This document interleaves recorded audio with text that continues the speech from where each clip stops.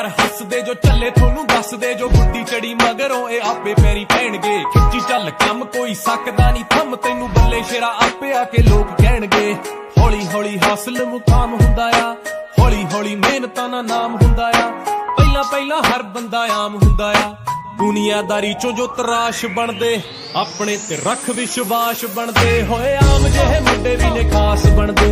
ਆਮ ਜਿਹੇ ਮੁੰਡੇ ਵੀ ਨੇ ਖਾਸ ਬਣਦੇ ਹੋ ਆਮ ਜਿਹੇ ਮੁੰਡੇ ਵੀ ਨੇ